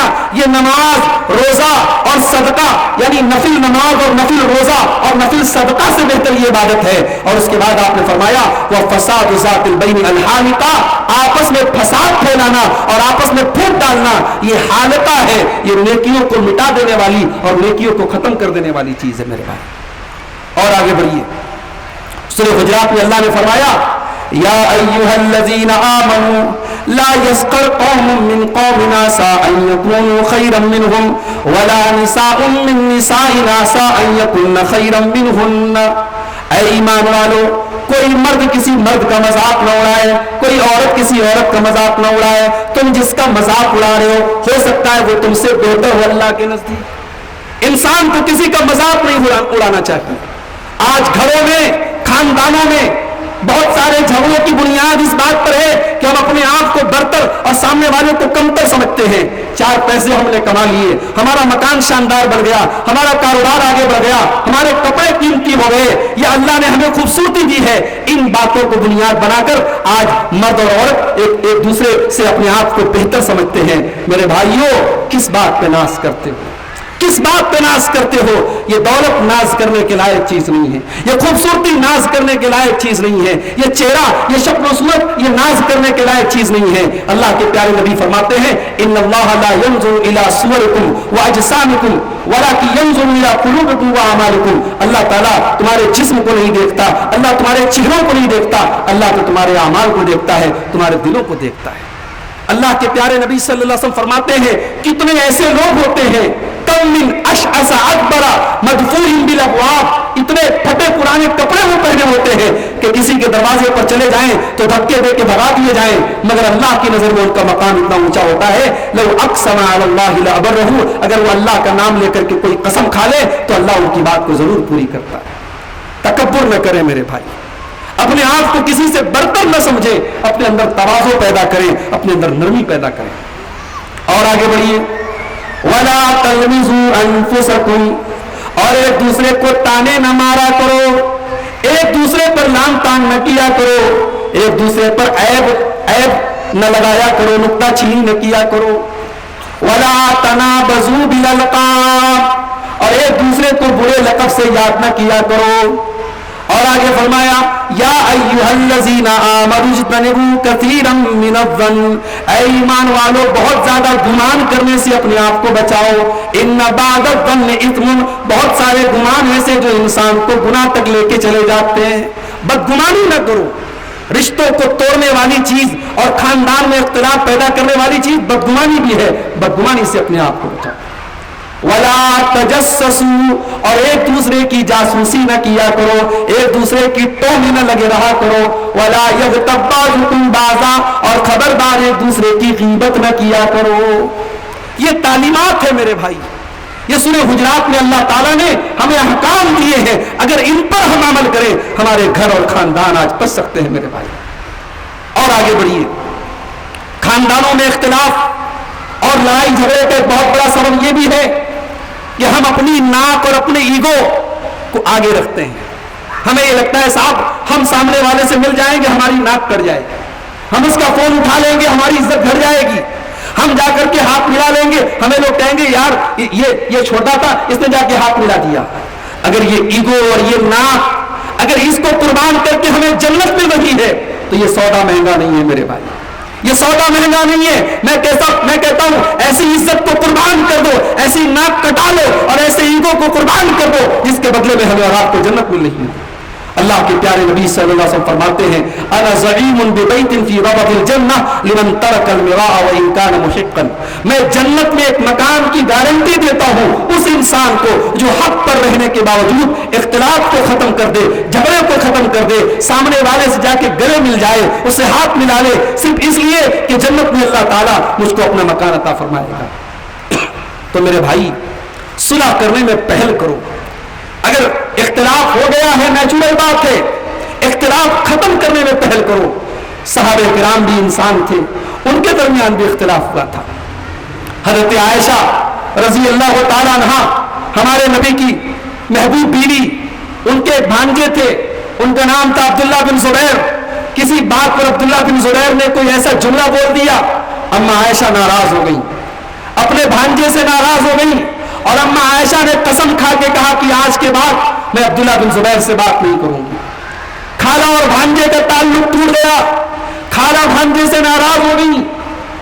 آج کے دور کا معاملہ ہوتا تو ہمارا مزاج تو یہ ہے کہ صاحب اگر سامنے والا شیر ہے تو ہم سوا شیر ہیں, اگر وہ اینٹ مار رہا ہے تو ہم جواب میں پتھر ماریں گے. ہمارا مزاج تو یہ ہے. عبداللہ بن زبیر کو احساس ہوا میری خالہ مجھ سے ناراض ہے, یہ ناراضگی ختم ہونی چاہیے. انہوں نے منانے کی کوشش کی, انہوں نے رشتے کو بحال کرنے کی کوشش کی, مگر کوئی کوشش کامیاب نہیں ہوئی. آخر عبداللہ بن زبیر کو ایک ترکیب سوجی. انہوں نے 2 صحابہ کرام کو سے بات کی جن کا تعلق قبیلے بنو زہرہ سے تھا. اور قبیلے بنو زہرہ کون سا خاندان تھا؟ یہ اللہ کے پیارے نبی صلی اللہ علیہ وسلم کا نانیہالی خاندان تھا. اللہ کے نبی کے نانیہال کے لوگ تھے بنو زہرہ کے. حضرت عبداللہ بن زبیر نے اس قبیلے کے دو صحابہ سے ریکویسٹ کی کہ آپ لوگ چل کر کے میرے معاملے میں آپ تھوڑا سا تعاون کریں، سپورٹ کریں، میری خالہ سے میرا تعلق دوبارہ بحال ہو جائے. بخاری کے الفاظ ہیں، عبداللہ بن زبیر ان دونوں لوگوں کو لے کر کے حضرت عائشہ کے دروازے پر گئے، سلام کر کے اجازت مانگی. اما عائشہ نے سلام کا جواب دیا، کہا ٹھیک ہے اندر آ جاؤ. انہوں نے کہا اکلنا ندخل، کیا ہم سب اندر آ جائیں؟ کہا کہ ہاں سب اندر آ جاؤ. حضرت عائشہ کو پتہ نہیں ہے کہ آنے والوں میں عبداللہ بن زبیر بھی شامل ہیں. تینوں جب گھر کے اندر داخل ہوئے، اندر پردہ لگا ہوا ہے اور پردے کے اس پار اما عائشہ ہے اور اس پار یہ تینوں لوگ ہیں. جیسے یہ تینوں اندر داخل ہوئے، حضرت عبداللہ بن زبیر پردے کے اس پار جاتے ہیں اور اپنی خالہ کے گلے لگ کر کے پھوٹ کر کے رونے لگتے ہیں، ان سے معافی مانگنے لگتے ہیں، ان سے معاملے کو ختم کرنے کی درخواست کرنے لگتے ہیں. ادھر حضرت عبداللہ بن زبیر معافی مانگ رہے ہیں، رو رہے ہیں، اور ادھر سے یہ دونوں صحابہ کرام یہ حضرت عائشہ کو اللہ کے رسول کی وہ حدیث یاد دلا رہے ہیں کہ اے ام المومنین، اے نبی کی زوجہ محترمہ، اے ہماری ماں، آپ تو رسول کی بیوی ہیں، کہ آپ نے رسول کا یہ فرمان نہیں سنا کہ لا یحل لمسلم ان یہجر اخاہ فوق ثلاث، کسی مسلمان کے لیے جائز نہیں ہے کہ اپنے مسلمان بھائی سے 3 دن سے زیادہ تعلق توڑ کے رکھے. اے اما عائشہ، آپ کا بھانجا ہے، آپ کی بہن کا بیٹا ہے، آپ ٹھیک ہے ناراض ہو رہی ہیں، معاف کر دیجئے، بات کو ختم کر دیجئے. ادھر سے یہ دونوں لوگ پریشر ڈال رہے ہیں، ادھر عبداللہ بن زبیر خالہ کے گلے لگ کے رو رہے ہیں اور خالہ کہہ رہی نہیں، میں نے جو قسم کھائی ہے بڑی سخت قسم کھائی ہے، میں اپنی قسم نہیں توڑ سکتی. لیکن ماحول اتنا ایموشنل بن گیا، ماحول اتنا جذباتی بن گیا کہ حضرت عائشہ آخر میں اپنی قسم توڑ دیتی ہے، اپنے بھانجے کو معاف کر دیتی ہے، اور اس کے بعد اپنی اس قسم کو توڑنے کے کفارے کے طور پر حضرت عائشہ 40 غلام آزاد کرتی ہے. اور جب اس واقعے کو یاد کرتی ہے رونے لگتی ہے، اتنا روتی ہے کہ اپنے دوپٹے سے اپنے آنسوؤں کو پوچھنا پڑتا ہے. میرے بھائیوں، یہ صحابہ کرام تھے، ان کے درمیان بھی اختلاف ہوئے، مگر انہوں نے ایگو کا مسئلہ نہیں بنایا، بات کو ختم کر دیا. آج ہمارے یہاں دشمنیاں نسلن بعد نسلن چلتی ہے. باپ مرنے لگتا ہے، بچوں کو وصیت کر کے جاتا ہے فلاں خاندان سے تعلق مت رکھنا، اپنے چاچا سے تعلق مت رکھنا، اپنے تایا سے تعلق مت رکھنا. میں کہتا ہوں کتنی بھی بڑی بات ہو، باپ کا اس قسم کی وصیت کرنا حرام ہے، اور باپ کی ایسی وصیت پر اولاد کو عمل نہیں کرنا چاہیے. بات یاد رکھے، باپ کی وصیت جتنی بھی اہم ہو، اگر وہ شریعت کے خلاف ہے، اگر وہ قرآن و سنت کے خلاف ہے، اللہ کے پیارے نبی کا فرمان ہے لا طاعت لمخلوق فی معصیت الخالق، اللہ کو ناراض کر کے کسی مخلوق کی اطاعت نہیں کی جائے گی. تو یہ ہے گھر اور خاندان کے اختلاف کو ختم کرنے کا راستہ. اب آئیے موضوع کے دوسرے پہلو پر ہم آتے ہیں. ملت کا جو اختلاف ہے، امت کے اندر جو آج اختلاف کی پوزیشن ہے، امت کا اختلاف کیسے دور ہوگا؟ امت کا اختلاف دور کرنے کے لیے سب سے بڑا جو نسخہ ہے، جو قرآن نے ہمیں بتایا ہے، یہ سورہ آل عمران کی آیت نمبر 103 میں اللہ تعالیٰ نے واضح کر دیا ہے. وَاعْتَصِمُوا بِحَبْلِ اللَّهِ جَمِيعًا، اے ایمان والو، اگر تم اپنے اختلاف کو ختم کرنا چاہتے ہو، اگر تم ایک بننا چاہتے ہو، اگر تم متحد بننا چاہتے ہو، اللہ کی رسی کو تم سب مل کر کے تھام لو. اور اللہ کی رسی کیا ہے؟ اللہ کی رسی بزرگوں کے اقوال نہیں ہے، اللہ کی رسی اپنی بنائی ہوئی کہانیاں نہیں ہے، اللہ کی رسی اپنے کھانا ساز بت نہیں ہے. اللہ کی رسی اگر ہے تو رب کا قرآن ہے اور مصطفیٰ کا فرمان ہے. قرآن و سنت یہی اللہ کی رسی ہے، اور اسی کو مل کر کے تھامیں گے تو آج ہمارا اختلاف ختم ہوگا میرے بھائی. اسی لیے اللہ کے نبی فرماتے ہیں انی قد ترکت فیکم شیئین، میں 2 چیزیں تمہارے درمیان چھوڑ کے جا رہا ہوں، لن تضلوا بعدہما، جب تک تم ان دونوں چیزوں کو تھامے رہو گے کبھی گمراہ نہیں ہو سکتے. کتاب اللہ و سنتی، ایک اللہ کی کتاب اور ایک میری سنت ہے. آج کتنے افسوس کی بات ہے میرے بھائی، نبی کی حدیث پڑھی جائے، نبی کا فرمان پڑھا جائے اور سامنے والا یہ بولے کہ نہیں صاحب حدیث تو صحیح ہے مگر ہمارے بزرگوں نے منع کیا ہے، فلاں نے منع کیا ہے، یہ ہمارے مسلک کے حساب سے یہ بات صحیح نہیں ہے. حدیث آ گئی، رسول کا قول آ گیا، رسول کا فرمان آ گیا، رسول کا فرمان فائنل ججمنٹ ہوتا ہے میرے بھائی، رسول کی عدالت کا فیصلہ آخری فیصلہ ہوتا ہے، اس کے بعد اگر مگر چوں چرا کی گنجائش نہیں ہونی چاہیے۔ اللہ نے قرآن میں اپنی قسم کھا کے فرمایا فلا وربک لا یؤمنون حتی یحکموک فیما شجر بینہم ثم لا یجدوا فی انفسہم حرجا مما قضیت ویسلموا تسلیما۔ اے نبی آپ کے رب کی قسم یہ لوگ اس وقت تک مومن نہیں ہو سکتے جب تک اپنے تمام جھگڑوں میں اے نبی آپ کو فیصل نہ مان لیں اور آپ کے فیصلے کو آخری فیصلہ نہ مان لیں۔ صحابہ کرام کے درمیان کیا اختلاف نہیں ہوا؟ اللہ کے نبی کا انتقال ہوا، سقیفہ بنی ساعدہ میں صحابہ اکٹھا ہیں، خلافت کے مسئلے کو لے کر کے گرما گرمی جاری ہے، انصاری صحابہ کہہ رہے ہیں کہ تم امیر بن جاؤ اور وزیر ہمارا ہونا چاہیے، اس طریقے کی باتیں ہو رہی ہیں۔ ابو بکر صدیق کھڑے ہوتے ہیں اور کہتے ہیں میں نے اللہ کے پیارے نبی کو یہ فرماتے ہوئے سنا ہے الائمۃ من قریش، کہ مسلمانوں کا امیر جو ہوگا وہ قریش قبیلے کا ہوگا۔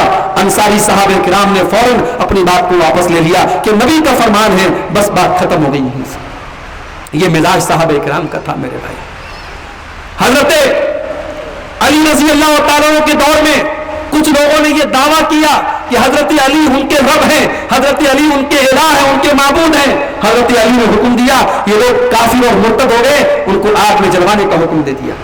حضرت عبداللہ بن عباس کو پتا چلا، انہوں نے حضرت علی کو خط لکھا اور کہا کہ امیر المومنین، جن لوگوں نے آپ کو رب کہا وہ کافر ہو گئے، مرتد ہو گئے، اور اللہ کے رسول کی حدیث ہے من بدل دینہ فاقتلوہ، کہ جو اپنا دین بدل دے، جو مرتد ہو جائے اس کو سزائے موت دے دو۔ سزائے موت کا فیصلہ تو صحیح تھا مگر آگ میں جلوانے کا فیصلہ صحیح نہیں تھا، اس لیے کہ اللہ کے نبی نے فرمایا لا يعذب بالنار الا رب النار، آگ کا عذاب آگ کا رب ہی دے سکتا ہے۔ اے امیر المومنین آپ کا یہ فیصلہ صحیح نہیں تھا۔ حضرت علی رضی اللہ تعالیٰ عنہ نے جب نبی کی یہ حدیثیں سنی فوراً کہا کہ صدق ابن عباس، ابن عباس نے بالکل صحیح کہا ہے، مجھ سے مسٹیک ہو گئی، مجھ سے غلطی ہو گئی۔ صحابہ کرام نے اپنی غلطیوں کو مانا ہے میرے بھائی۔ ائمہ کرام جن کے نام پر آج بہت ساری ٹولیاں بنی ہیں، ان ائمہ کرام کی تعلیمات آپ اٹھائیں، ان ائمہ نے ساری زندگی یہی درس دیا ہے اذا صح الحدیث فهو مذہبی، جب رسول اکرم کی صحیح حدیث آ جائے، جب آپ کا صحیح فرمان آ جائے، اختلاف ختم کر دو اور یہ یقین کرو میرا مسلک وہی ہے جو رسول کی صحیح حدیث میں آیا ہے۔ میرے بھائیوں آج اس اسٹیج سے ہماری دعوت اس کے علاوہ کچھ نہیں ہے۔ اللہ کی قسم ائمہ کرام کا کی جو توہین کرے، ان کی جو بے عزتی کرے، ان کے مقام سے جو ان کو گرانے کی کوشش کرے وہ اہل حدیث نہیں ہو سکتا۔ لیکن یہ بات یاد رکھی جائے کہ ان ائمہ کرام کا جو مسلک تھا، ان کا جو نظریہ تھا وہ یہی تھا کہ جب اللہ کے رسول کا فرمان آ جائے تو سر تسلیم خم کر دیا جائے، اور یہی ایک مومن کی نشانی ہے۔ انما كان قول المؤمنین اذا دعوا الى الله ورسوله ليحكم بينهم ان يقولوا سمعنا واطعنا، کہ مومن کا حال تو یہ ہے جب اس کے سامنے اللہ اور اس کے رسول کا فرمان آئے تو مومن کی زبان سے بس ایک ہی جملہ نکلنا چاہیے، ہم نے سن لیا اور مان لیا۔ امت کا اختلاف اگر ختم کرنا ہے، دوسرا راستہ، ہمیں اگر آپس کا اختلاف ختم کرنا ہے ہمیں اپنے اندر اطاعت رسول کا جذبہ بھی پیدا کرنا پڑے گا۔ اطیعوا اللہ ورسولہ ولا تنازعوا فتفشلوا وتذهب ريحكم، اے مسلمانوں اللہ کی اطاعت کرتے رہو، رسول کی اطاعت کرتے رہو اور آپس میں اختلاف نہ کرو ورنہ کمزور پڑ جاؤ گے اور تمہاری ہوا اکھڑ جائے گی۔ آج اپنی زندگیوں میں ہم نظر ڈال کے دیکھیں ہم کہاں کہاں رسول کی مخالفت کر رہے ہیں، زندگی کے کون کون سے شعبوں میں ہم اللہ کے رسول کی پیروی کر رہے ہیں اور کون کون سے شعبوں میں ہم رسول کی مخالفت کر رہے ہیں۔ معاف کیجئے میرے بھائی، ہمارے یہاں بہت سارے شادی بیاہ کے معاملات میں، لین دین کے معاملات میں، کاروباری معاملات میں ہم قدم قدم پر اپنے رسول کی تعلیمات کی خلاف ورزی کرتے ہیں۔ ہم نماز پڑھتے ہیں تو پوری کوشش ہوتی ہے ہماری نماز رسول کے طریقے پر ہو، ہم کوئی عبادت کرتے ہیں تو ہماری پوری کوشش ہوتی ہے عبادت رسول کے طریقے پر ہو، مگر جب بات شادی بیاہ کی آتی ہے ہم رسم و رواج کی پیروی کرتے ہیں، بات جب لین دین کی آتی ہے ہم دنیا کے پروفٹ اور منافع میں مبتلا ہو جاتے ہیں۔ میرے بھائی معاملہ چاہے لین دین کا ہو، معاملہ چاہے معاملات کا ہو، معاملہ چاہے اخلاق کا ہو، معاملہ چاہے شادی بیاہ کا ہو، ہمارے لیے آئیڈیل اسوہ حسنہ جناب محمد رسول اللہ صلی اللہ علیہ وسلم ہے۔ اگر ہم اختلاف کو ختم کرنا چاہتے چاہتے ہیں اور ایک ہونا چاہتے ہیں تو ہمیں اپنے اندر اطاعت رسول کا جذبہ بھی پیدا کرنا پڑے. تیسری چیز، ملت کا اختلاف، امت کا اختلاف اگر ختم کرنا ہے تو اپنے ذاتی مفاد سے اوپر اٹھ کر ملت کے مفاد کو ترجیح دینی پڑے. جہاں یہ ہو کہ ہمارا ذاتی نقصان ہو رہا ہے مگر ملت کا اس میں فائدہ ہے، ہمیں اس کام کو ترجیح دینی چاہیے. میں 2-3 مثالیں آپ کو صحابہ کرام کے دور میں دیتا ہوں. حضرت کعب بن مالک رضی اللہ تعالیٰ عنہ، بڑا مشہور واقعہ ہے. جنگ تبوک کے موقع پر اللہ کے نبی کے کچھ صحابہ ایسے تھے جو اپنی سستی کی وجہ سے جنگ تبوک میں نہیں جا سکے تھے. منافقین کو چھوڑ کر کے اللہ کے پیارے نبی کے مخلص صحابہ میں 3 نام ہمیں ملتے ہیں جو اپنی سستی کی وجہ سے اللہ کے پیارے نبی کے ساتھ نہیں جا پائے تھے. وہ 3 لوگ کون تھے؟ وہ کعب بن مالک تھے، ہلال بن امیہ تھے اور مرارہ ابن ربیعہ تھے. اللہ کے پیارے نبی جب واپس آئے آپ نے صحابہ سے کہا ان تینوں سے کوئی بات نہ کرے. ان تینوں کا سوشل بائیکاٹ کر دیا گیا اور انسانی تاریخ میں عجیب و غریب اس واقعے کی کوئی نظیر نہیں ملتی کہ رسول کے ایک فرمان پر حضرت کعب بن مالک کہتے ہیں میرے رشتہ دار، میرے اپنے بھائی لوگ بھی مجھے سلام کرنے کے لیے تیار نہیں تھے. غور کرو میرے بھائی، 50 دن کا ٹائم گزر گیا، مسجد میں جا رہے ہیں، لوگ ان کو دیکھ رہے ہیں مگر کوئی سلام کرنے کو تیار نہیں، کوئی کلام کرنے کو تیار نہیں. ایسا ڈسپلن اور اطاعت رسول کا ایسا جذبہ اسی ماحول اور اسی معاشرے میں ہم کو ملتا ہے میرے بھائی. اسی دوران جب اللہ کے پیارے نبی نے حضرت کعب بن مالک کا اور باقی ان کے 2 ساتھیوں کا بائیکاٹ کرنے کا حکم دیا تھا، اسی دوران غسان کا بادشاہ خط لکھتا ہے. غسان کا بادشاہ خط لکھتا ہے اور اس کا قاصد خط لے کر کے حضرت کعب بن مالک کے پاس آتا ہے اور اس خط میں یہ لکھا ہوتا ہے کہ اے کعب بن مالک، ہمیں پتہ لگا ہے کہ آپ کے آقا، آپ کے ساتھی محمد صلی اللہ علیہ وسلم نے آپ کے ساتھ بڑا غلط سلوک کیا ہے، بڑی جفا سے کام لیا ہے. آپ بڑے عزت دار آدمی ہیں، اللہ نے آپ کو ذلیل ہونے کے لیے نہیں بنایا ہے، آپ ہمارے ساتھ چلے آئیے، ہم آپ کو اونچا مقام دیں گے. یہ خط ملتا ہے. دل ٹوٹا ہے حضرت کعب بن مالک کا. سارے سماج میں کوئی بات کرنے کو تیار نہیں.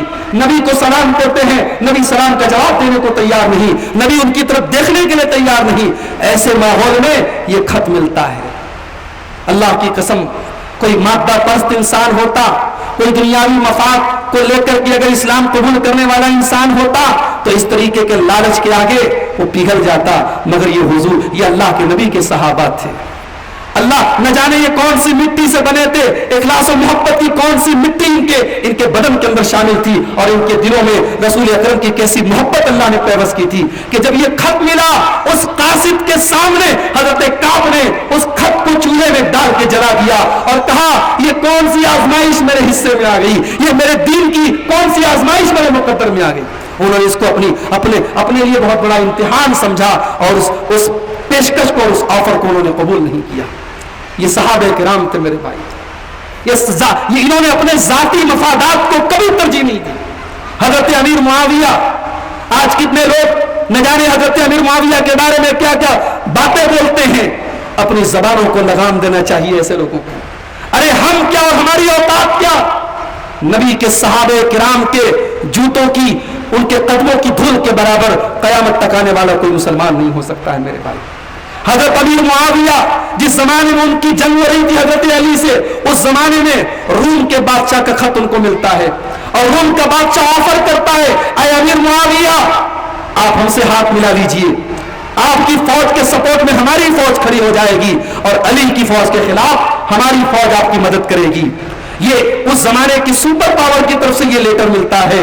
حضرت امیر معاویہ اس لیٹر کا جو جواب لکھتے ہیں، ان کی ایمانی غیرت اور ان کی رسول سے محبت اور اس امت کے اتحاد کو لے کر کے ان کی ذہنیت کو ان کا جواب واضح کرتا ہے. اس جواب میں حضرت معاویہ نے کہا اے رومی کتے، کان کھول کر کے سن لے، تو مجھے اپنے ساتھ ملانے کی بات کرتا ہے. اگر علی کی فوج تیری طرف لشکر کشی کرے گی تو کان کھول کر کے سن لے کہ اس لشکر میں امیر معاویہ سب سے آگے بڑھ کر کے تیرا مقابلہ کرے گا، تو مجھے اپنے ساتھ ملانے کی بات کرتا ہے. یہ صحابہ کرام تھے میرے بھائی. انہوں نے ذاتی مفادات سے اٹھ کر کے ملت کے مفادات کو ترجیح دی. آج بہت سارے میٹرز ایسے آتے ہیں, بہت سارے ایسے معاملات آتے ہیں جب امت کے جو بڑے بڑے لوگ ہیں, جو امت کے لیڈران ہیں, وہ اپنی اپنی ذاتی دکانوں کو اور اپنے ذاتی مفادات کو ترجیح دیتے ہیں. امت کا اتحاد اگر برقرار رکھنا ہے, امت کو ایک کرنا ہے, ہمیں یہ دیکھنا پڑے گا ملت کا اتحاد کس میں ہے, قرآن و سنت کی تعلیم کس بات میں ہے, ہمیں اس بات کو ترجیح دینی پڑے گی. اور آگے بڑھیے, تعصب کو ختم کرنا پڑے گا. امت کو ایک کرنا ہے, تعصب کو ختم کرنا پڑے گا. تعصب کی بڑی واضح مثال قرآن کہتا ہے کل حزب بما لدیہم فرحون. ہر گروہ مست بنا ہوا ہے, وہ یہ سوچ رہا ہے کہ صاحب ہمارے بزرگ غلط نہیں ہو سکتے, ہمارے اکابر غلط نہیں ہو سکتے. یہ مزاج نہیں ہونا چاہیے. مزاج یہ ہونا چاہیے کہ اگر یہ بات قرآن سے ثابت ہے, یہ بات اگر حدیث سے ثابت ہے, یہ بات اگر شریعت سے ثابت ہے, تو اگر ہمارے بزرگوں نے بھی اس کے خلاف بات کہی ہے تو ہم رجوع کر لیں, ہم رجوع کر لیں. یہ تعصب نہیں ہونا چاہیے کہ ہم اپنی بات اور اپنے موقف پر ڈٹے رہیں گے. یہ تعصب بھی آج امت کے اختلاف اتحاد کے راستے میں بہت بڑی رکاوٹ بنا ہوا ہے. اسی طریقے سے میرے بھائیوں, امت کے اتحاد کے لیے ہمیں ایثار کا جذبہ پیدا کرنا پڑے گا. اس امت کے دلوں میں اتحاد اگر پیدا کرنا ہے تو ایثار کا جذبہ پیدا کرنا پڑے گا, جو ایثار صحابہ کرام نے جس کی مثال پیش کی. جنگ یرموک کا موقع ہے, میدان جنگ میں 7 صحابہ کرام زخمی پڑے ہوئے ہیں اور پیاس سے پانی کی طلب میں پکار رہے ہیں کہ کوئی پانی پلانے والا آ جائے. جنگ کے میدان میں ایک پانی پلانے والا پہنچتا ہے اور ایک صحابی کے منہ تک پانی لے کے جاتا ہے. اتنے میں دوسرے صحابی کی آواز آتی ہے پانی. وہ کہتا ہے نہیں جاؤ, پہلے میرے بھائی کو پانی پلا دو. جنگ کا میدان ہے, پورا بدن زخموں سے چور ہے, زندگی کی آخری سانسیں چل رہی ہے, مگر اپنے بھائی کو پیاس سے تڑپتا ہوا دیکھ کر کے کہتا نہیں جاؤ, پہلے میرے بھائی کو پانی پلا دو. وہ پانی پلانے والا جب دوسرے کے پاس پہنچتا ہے, ایک تیسری آواز آتی ہے کوئی پانی پلا دے, کوئی پانی دے دے. وہ دوسرا کہتا ہے جاؤ اس کو پانی پلا دو, میرے بھائی کو پانی پلا دو. پانی پلانے والا تیسرے کے پاس پہنچا, چوتھے کی آواز آئی, چوتھے کے پاس پہنچا, 5ویں کی آواز آئی, 5ویں کے پاس پہنچا, 6ٹھے کی آواز آئی, 6ٹھے کے پاس پہنچا تو 7ویں کی آواز آئی. اور جب 7ویں کے پاس پانی پلانے کے لیے پہنچا تو دیکھا کہ اللہ کو پیارا ہو چکا ہے, انتقال کر چکا ہے, اس کی موت کا وقت آ چکا ہے. پلٹ کر کے 6ٹھے کے پاس آیا, دیکھا وہ بھی پیاسا اور زخمی اللہ کے پاس جا چکا ہے. پھر 5ویں, چوتھے, تیسرے, دوسرے سب کے سب یکے بعد دی گئے. ان کی روح نکلتی چلی گئی اور وہ اپنی جان اللہ کے حوالے کرتے چلے گئے. انہوں نے اپنی جان دے دی میرے بھائیوں, مگر اپنے بھائی سے پہلے اپنے حلق کو تر کرنا گوارا نہ کیا. یہ ایثار تھا, یہ قربانی کا جذبہ تھا جو اللہ کے نبی کے صحابہ کرام کے اندر موجود تھا. اور اسی ایثار کا ذکر کرتے ہوئے اللہ نے فرمایا وَيُؤْثِرُونَ عَلَىٰ أَنفُسِهِمْ وَلَوْ كَانَ بِهِمْ خَصَاصَةٌ, کہ میرے نبی کے صحابہ کا حال یہ تھا کہ اپنے حق کو وہ قربان کر کے دوسروں کی مدد کرتے تھے. وَمَن يُوقَ شُحَّ نَفْسِهِ فَأُولَٰئِكَ هُمُ الْمُفْلِحُونَ, اور جو اپنے نفس کے لالچ سے بچ گیا, اپنے نفس کی خود غرضی سے بچ گیا, اللہ کہتا ہے وہی کامیاب ہونے والا ہے. خود غرضی کو ختم کر دو میرے بھائی, اپنے آپ کو بے غرض بناؤ, بے غرض لوگوں کے کام آؤ, بے لوث بن جاؤ. میرے نبی کی پوری زندگی بے غرض تھی, بے لوث تھی. میرے نبی کے صحابہ کی پوری زندگی بے لوث تھی. اگر امت کے اندر اتحاد پیدا کرنا ہے, آپ جب بھی کوئی سماجی کام کریں, کوئی سوشل کام کریں, اس کام کے پیچھے آپ کی جو سوچ ہو وہ بے لوث اور بے غرض ہونی چاہیے. تو یہ چند باتیں ہیں میرے بھائیوں کہ جو امت کے اندر اتحاد کو پیدا کر سکتی ہیں. اور آخری چیز یہ ہے میرے بھائی کہ اگر امت میں اتحاد پیدا کرنا ہے تو مسلمان کے جو مسلمان پر حقوق ہیں وہ بھی ہمیں یاد ہونے چاہیے. ایک مسلمان کا دوسرے مسلمان پر کیا حق ہے؟ اللہ کے پیارے نبی نے فرمایا کہ حق المسلم علی المسلم ست, مسلمان کا مسلمان پر 6 حق ہے. اذا لقیتہ فسلم علیہ, جب مسلمان سے ملاقات ہو تو سلام کرو. اب یہ سلام یہ بڑی اہم چیز ہے میرے بھائی. ہمارے کسی عالم کا یہ فتویٰ نہیں ہے کہ آپ کسی مسلک کے مسلمان کو سلام کریں گے تو آپ کا نکاح ٹوٹ جائے گا. جن کے یہاں نکاح ٹوٹنے کا فتویٰ ہے ان کے یہاں شاید نکاح بڑا کمزور ہوتا ہے. ہمارے نکاح الحمدللہ بڑے مضبوط ہوتے ہیں. سلام کرنے سے نکاح نہیں ٹوٹتا ہے, سلام کرنا چاہیے. اور جب آپ سلام کی عادت ڈالیں گے، جس بھائی سے آپ کی دشمنی ہے اس کو بھی سلام کریں گے۔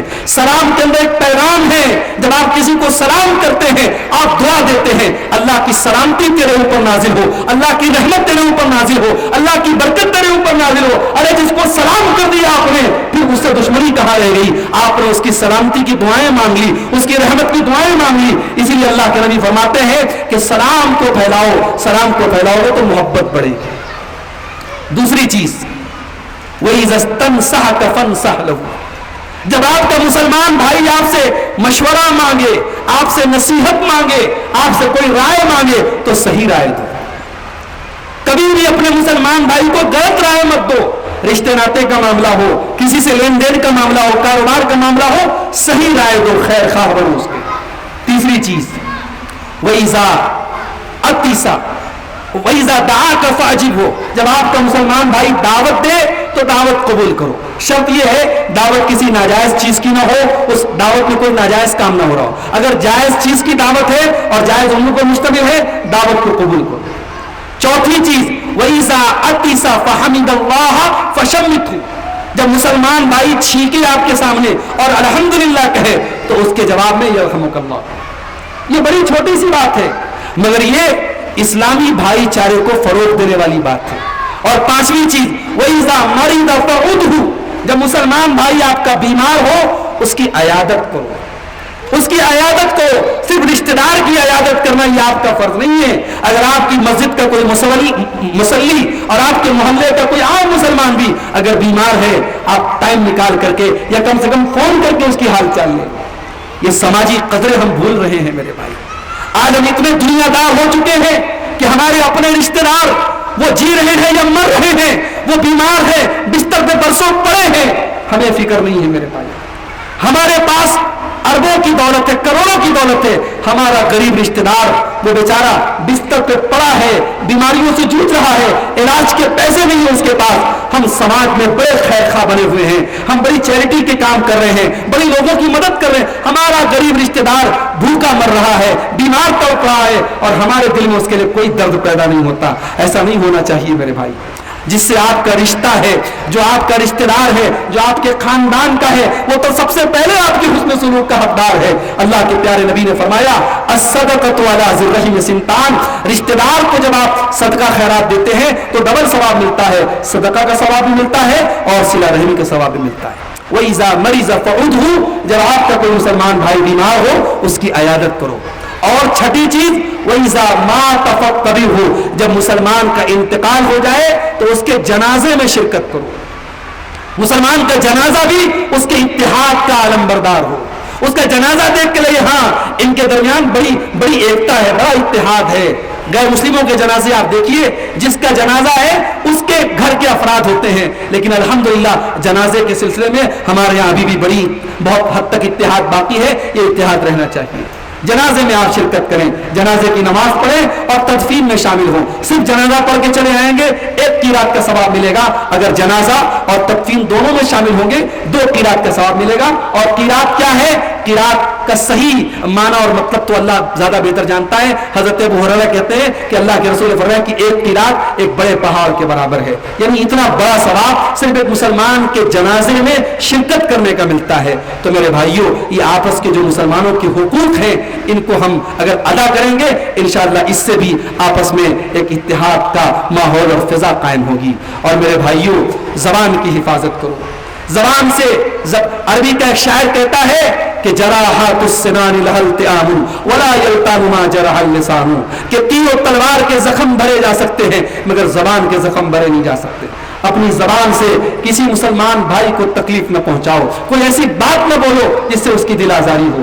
غیبت اسی زبان سے ہوتی ہے، چغلی اسی زبان سے ہوتی ہے، لوگوں کی عزتیں اور آبروئیں اسی زبان سے اچھالی جاتی ہیں۔ اپنی زبان کی حفاظت کرو۔ یہ چند باتیں اتحاد و اتفاق کے تعلق سے آپ کے سامنے رکھی گئی۔ دعا ہے رب العالمین سے اللہ تعالیٰ ہمیں اپنے گھروں میں، اپنے خاندانوں میں اور ملت میں اتحاد کو قائم رکھنے کی توفیق عطا فرمائے۔ رب العالمین ہمارے دلوں میں اگر کچھ کمیاں ہیں، کچھ ایک دوسرے کے خلاف بدگمانیاں ہیں، اللہ اپنے فضل و کرم سے اس کو دور فرما دے۔ میرے بھائی، دلوں کو پاک کرو، حضرت ابراہیم نے جو دعا کی تھی بڑی پیاری دعا کی تھی, ہمیں اور آپ کو بھی وہ دعا کرنی چاہیے. وَلَا تُخْزِنِي يَوْمَ يُبْعَثُونَ, کہ اے اللہ مجھے قیامت کے دن تو رسوا نہ کرنا. یوم لا ينفع مال ولا بنون, قیامت کے دن نہ مال کام آئے گا نہ اولاد کام آئے گی. الا من اتى الله بقلب سلیم, قیامت کے دن وہی کامیاب ہوگا جو پاک صاف دل لے کر کے آئے گا. اللہ کے کامیاب ہونا ہے تو پاک دل لے کر کے ہمیں جانا ہوگا. جس دل میں کینہ نہ ہو, جس دل میں حسد نہ ہو, جس دل میں اپنے مسلمان بھائیوں کے لیے کینہ کپٹ نہ ہو, وہ دل لے کر کے ہمیں جانا پڑے گا. دعا کیجئے اللہ ہمیں اپنے دلوں کو کینہ کپٹ سے, حسد اور جلن سے پاک رکھنے کی توفیق عطا فرمائے. اللہ ہماری صفوں میں اتحاد پیدا فرما دے. اللہ ہمارے گھروں میں اتحاد اور محبت کا ماحول پیدا فرما دے. اللہ ہمارے رشتوں میں جو دنیا ہے اللہ ہم سب کو آگے بڑھ کر کے ان دنیوں کو مٹانے کی توفیق عطا فرمائے. رب العالمین آج کی ہم سب کی اس حاضری کو قبول فرمائے, کہنے سننے سے زیادہ عمل کرنے کی توفیق عطا فرمائے. آمین. وآخر دعوانا الحمدللہ رب العالمین وصلی اللہ تعالی علی نبینا محمد وآلہ وصحبہ اجمعین. والسلام علیکم ورحمۃ اللہ وبرکاتہ. اللہ تعالی جلد ہے